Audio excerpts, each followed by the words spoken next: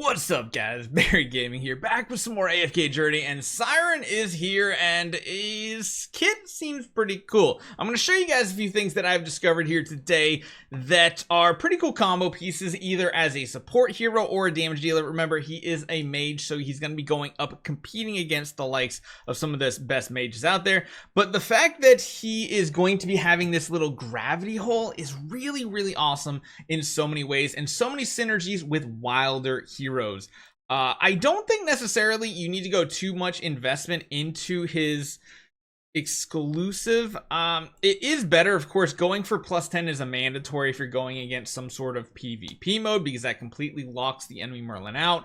For the sake of this video, I'm not going to bring him up to that level just yet, because I want to show you guys some damage comparisons, especially going through some of these AFK battle stages. Now, we've been using teams similar to this. However, we are going to make some changes to what we are using, and because we always want to keep the faction bonus in mind, especially in these regular AFK stages, we're going to be running something special. So a perfect, I think, damage comparison is going to be comparing with Eironn. Eironn is going to be the stronger because he is Paragon 2 here. Both of them are going to have legendary setups here, magic charms and everything. We also have magic charms pretty much on everybody, so we kind of want to try to get damage dealers potentially placed right behind a couple key heroes. We're going to be running a 3 faction bonus for Wilder, and we're going to do 2 Lightbearer. It is my first attempt here. Now, I feel like not having Hugin in a team is almost impossible nowadays, so that is going to be the other support hero we're using, and we are, of course, going to be going with CYRAN here as well. Now, his are pretty strong too, dealing additional damage. You also have to remember, if you do have Hugin, you want someone behind him, because this is also going to be turning 30% of their damage into true damage. So we have both of these heroes doing that true damage on the battlefield. In reality, I probably want to place some of these heroes a little further back. I kind of wish I could put, like, I guess we could probably do something like this. I also really like using either Snowman spell to get some taunted enemies in the battlefield, or of course just going with the surging spell. This is going to do a bunch of AoE damage. Let's see how this turns out. I'm intrigued to see how these battles go, if we can get wins, because we have been pushing a little bit, and I want to see how these kind of keeping everybody kind of contained here in the same spot works, because this could be awesome. And again, one thing you will notice is occasionally you'll see this little arrow, just like Odie's mythic exclusive art. It kind of puts that little arrow over their head and dealing damage. Granted, this team has healing, which might become a big issue here. I don't know if we're gonna have enough healing. You see right there, those are the execute marks. If they do drop a certain amount by the end there, that is going to be important. This is a tough battle right here, because there is a healer on the other side, and we don't have a ton of CC besides that grouping effect. And right there you see Eironn did go down. I kind of want to just see how their damage compares. So this one right here might not be a great example. If we go over to the talent trials though, maybe we can get something similar set up. So we have we need our Eironn, and then we also need our Hugin. Gonna try a setup again, just like this, maybe like that. See how that turns out. Let's see how this goes here. So again, a lot of this is going to be about grouping the enemy, having almost to keep them in that spot, because we want them as close to that one tile as possible and getting stuck right there, because they're going to take increased damage. We then have heroes like Eironn coming in and doing some additional crowd control. We have, of course, the shielding going on from Hugin, which is just amazing, because none of our heroes have actually taken damage. And you can see this is just an AoE cluster, especially when you pair in that Frostfall spell, dealing that constant AoE damage. You can see the execution marks popping up when he does use his ultimate right there, and if they do fall down below it, you're gonna see right there, that one gets executed. Bam, they are just simply gone. And yeah, this is the one thing that is a little tricky here, is if there is a super tanky hero with this type of AoE style team, you're gonna struggle, I think, actually getting some kills here, especially when there's an enemy, like an enemy almost on the battlefield at the same time. If we don't have any single target damage dealers, this is gonna get a little tricky. So I'm gonna continue this. I'm gonna let the last few seconds play out. This should be a good example of how much damage Eironn and CYRAN are actually doing in comparison. They have very similar kits where most of their damage is AoE based as well.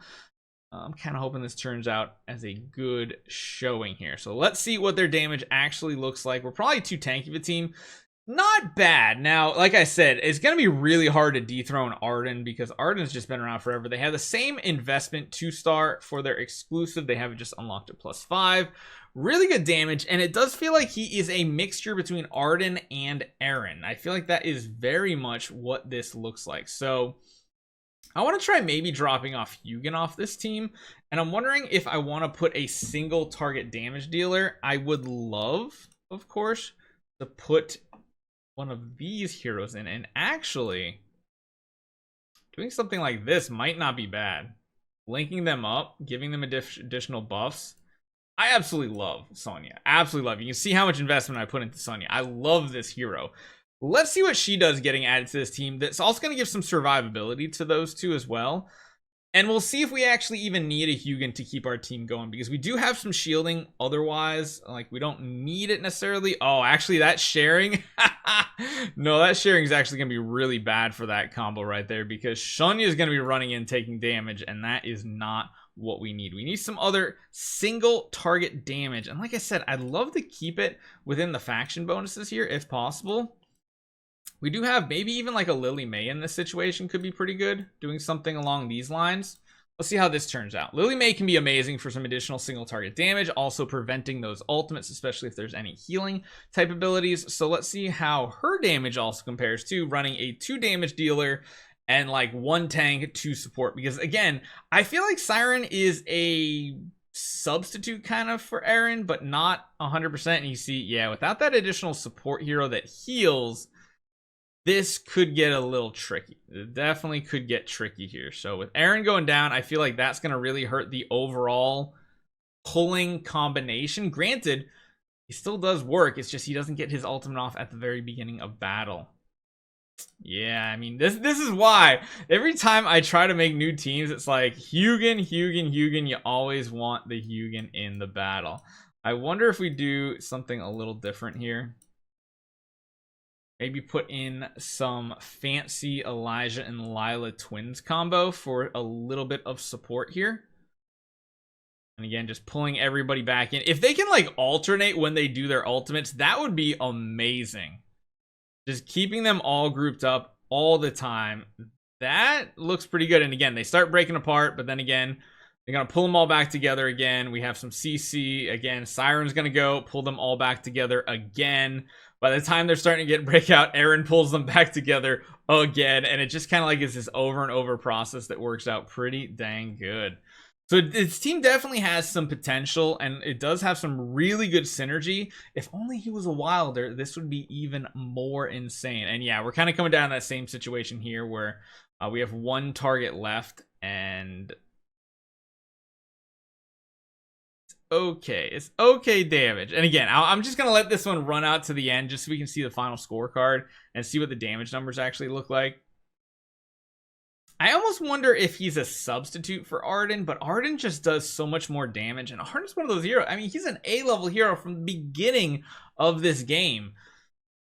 Absolutely insane that Eironn is still as meta as he is in a game like this that usually has power creep, and he's still just kicking.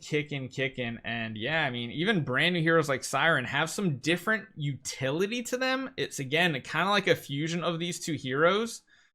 Damage right there, not that great, surprisingly. So I don't know if damage output wise he's going to be able to compare to some of these other heroes, but it definitely has some potential. I kind of want to revisit this team one more time and try to get something else in here. Honestly, maybe even just going for something like a Tassi, a little bit more offensive here, and seeing how this team goes. Because again, there is a healer on the other side here. Anytime there's a healer, it does make it a little more difficult. Not having a true support hero on a team in AFK battles is a little sketchy nowadays, but if you can keep the enemy team controlled enough, the amount of damage you're taking isn't as big of a factor. Especially adding Tassi in here that does a ton of damage. Maybe a good example to show even more synergies. Nah, this team right here is definitely stacked on the the survivability aspect of things. The second they get heals off back to full, they're getting shields, they have their own. Yeah, this is probably not going to work out. We're going to let this battle go a little bit longer. We did get 2 of the targets down, and 2 of them are the ones that actually heal. One little annoying part here, they got a Reese, which is essentially immune to all these CC effects, which is kind of working in a negative towards us. Granted, CYRAN was able to pull him in, which is pretty interesting. Yeah, this one's a super tanky lineup right here. And you see the damage is still very comparable. Tassi would probably have been at the top if she did have some survivability. Kind of makes me wonder how this team would look if we just did like a simple swap like this and threw the Hugin back in. More of a traditional team right here. Let's just do a comparison. So let's go without CYRAN and see how this would actually turn out. Because again, Hugin's going to give Tassi an insane amount of survivability that she didn't have in the other spot. And yes, we are able to group enemies up. We are able to deal some damage. There is, of course, that fact that we can potentially execute them as well. But if your team's not living, your team's not living with that type of setup here. So Tassi gets her CC off. Lots of AoE damage. And again, Tassi wants enemies very close together for her damage too. So only having Eironn in the squad, while decent, isn't of course the best. Honestly, at this point, I wonder if dropping the Eironn at this point is the better option, because this actually feels worse with the Tassi. It really does. But what happens if instead we run something like... What if we just drop Eironn off the team? So we don't have that initial pull, which does mean we have to wait for the first ultimate. How impactful is that? We're not getting a crazy amount of damage at the beginning, and you see right there, that's essentially the same thing Eironn would do, but better, because I feel like Eironn's skill doesn't pull people from as far. The only advantage Eironn has is with that exclusive, being able to do it immediately at the beginning of battle, but I mean, they're doing essentially the same exact thing right here. And you can see the gold wave that goes across the battlefield. That is his exclusive going off, I believe. Tassi does seem to be struggling a bit here.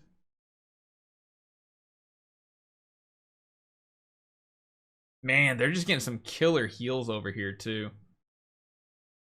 I love how the beginner hero is rocking our faces with the amount of healing going off.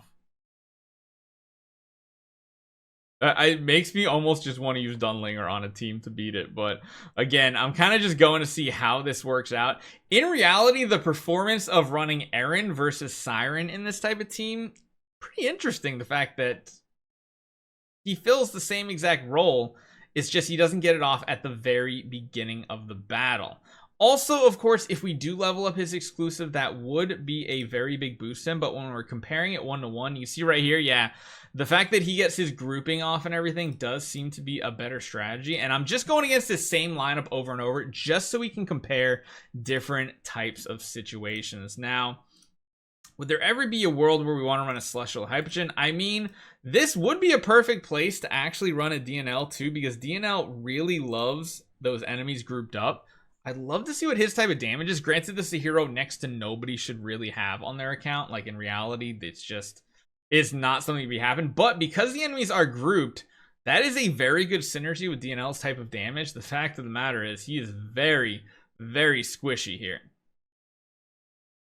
Man, his damage, DNL has been like so pushed out of the meta, I feel like. Granted, he does have some really good AoE when it does come into play, but yeah, and like this situation here is just not happening. I wonder if you do something even further, like throwing Eironn back into this style team and seeing how this works out. So we have a lot of grouping.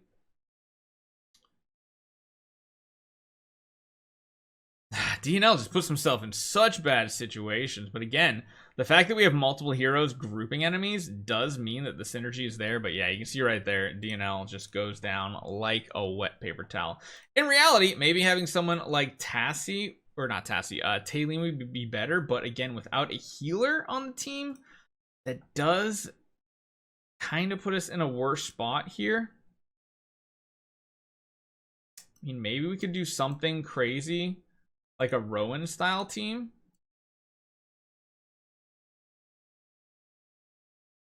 I don't know if Rowan's gonna actually work out here, but more ultimates might be good. We could go even more pay to win, and we can go a little crazy with something like the twins, but Aileen's gonna go down with this type of team. Yeah, you need a much better healer, dedicated healer for something like this. So in reality, the thing that I'm thinking about is going to the good old strategy of this right here. This type of team always feels like it works out decently.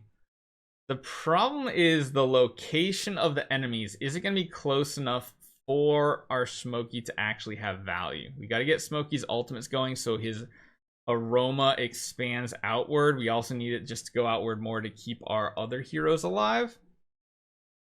And again, keeping them grouped up is a survivability tool here too. So if they're grouped up, they can't do anything negative to us. Nah, even this type of strategy is interesting. But again, I feel like on a lot of stages, granted this one here, it might be better if we just throw in a team that we know is probably going to be able to win something like this. Let's see if we can get past this stage and compare it on different ones. Twins, I feel like nowadays is almost a must-have. They're just so freaking good, especially with this artifact too. The control is there. I think maybe swapping out Rowan would be a possibility, or swapping out a Smokey and Mirky. But Smokey and Mirky ends up being a ton of damage in these situations. Let's see what it actually looks like. Oh, the enemies actually got slightly pushed out, it looks like.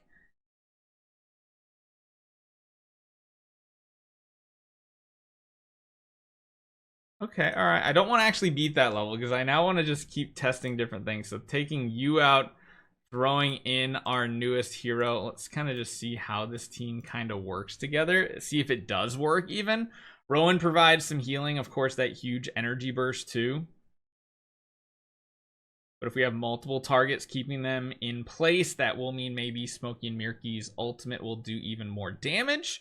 Granted, it'll take a little longer to get there. He has much better healing than these other setups do. Granted, it's no shielding. And the next one here is going to be important. So yeah, that actually worked out. CYRAN pulled the enemies towards Smokey and Mirky, and this might end up being really good, especially if he casts his ultimate around the same. Wow, that was probably one of the most like soul-crushing wins that we could have had. Damage not there. I mean, heck, even Eironn was doing more damage, but the support portion of it, very, very interesting. I don't know which one I prefer at this point. It definitely seems like a possible tool. I just don't know if it's ready to say this is a must-have type hero, especially since he's probably not going to be good against bosses. We'll have to see if that happens, but CYRAN could be pretty decent. Could be pretty decent. I love having a second hero with that pull ability. We'll just have to continue to test this out. Hopefully you guys enjoy this one. I'll see you guys next time.